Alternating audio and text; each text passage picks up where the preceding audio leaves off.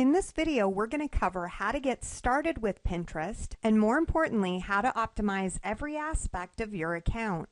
Optimization is a very important part of making the most of the targeted traffic that Pinterest has to offer. All right, so the first piece that we want to customize is our profile. So what you're seeing here is the Pinterest account that we're going to be using throughout this program.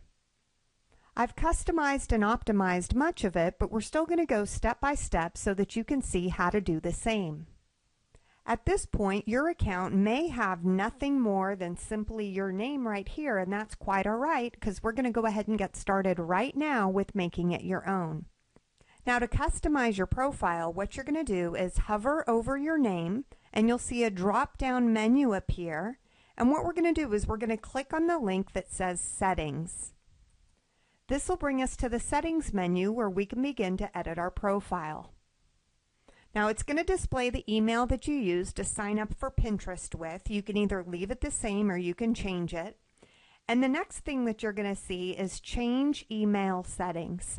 I highly recommend that you change these. Otherwise, you might wind up receiving way too many emails from Pinterest and it'll definitely become annoying. So let me share with you the settings that you want to change. So let's walk through these settings so you can decide what you want to receive and what you don't. Now, in my personal opinion, because I check Pinterest every day, usually multiple times a day, for me, I don't need to receive notification of group pins. I'm fine with that. But I do want to see when somebody comments on a pin, because if they're commenting, I want to engage in that conversation with them so that I'm starting to build a relationship and create social proof. Now, for that same reason, I also want to receive notification when somebody likes one of my pins.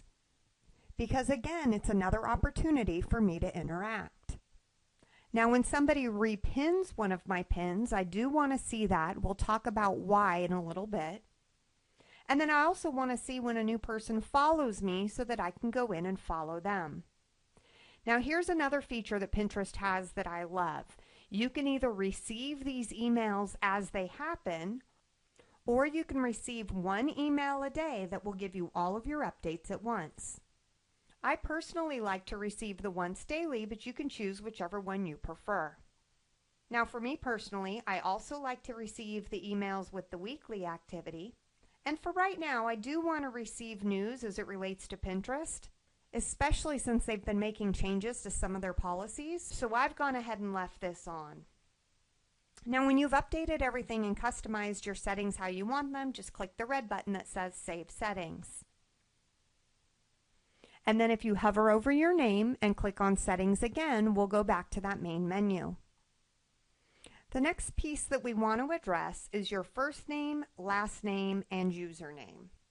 Now, you want to take a few minutes to think about what your brand is and how this name can best represent your brand. As an example, for somebody like Home Depot, their first name is Home, their last name is Depot, and the username is Home Depot. It makes sense for them. For me, because my brand is a personal brand, I use my true first name and last name. Now, where you might see a little bit of variance is if you're a local business. So as an example, if you are a chiropractor in Roswell, Georgia, you might decide to say that the first name is Dr. Davis and the last name is Chiropractic Services. Now, part of the reason that you would do that is because Dr. Davis Chiropractic Services would not fit in the username because the username is going to be limited to 15 characters. So that gives you the ability to optimize your name for your target audience. I'm pretty sure gender you can figure out on your own. And in the About section, again, you want to think about your branding.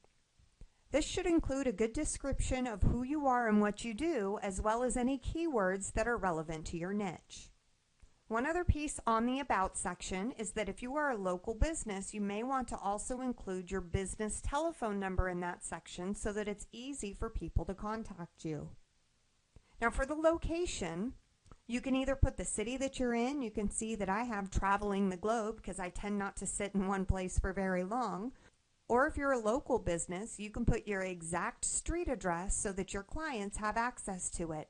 Then your Pinterest page will act almost like a Yellow Pages entry, and can actually help to drive foot traffic into a brick and mortar location as well. Next, you're going to list your website, and if you scroll down, you're going to see that you have the option to either upload an image, connect to your Facebook image, or connect to your Twitter image. Now, this can either be a personal picture, or if it's for a business, you can also upload your logo.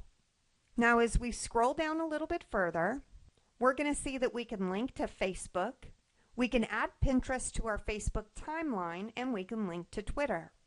I have all three of these set to on so that I can maximize the impact of traffic flow through Pinterest and be able to cross-pollinate with my other social media accounts.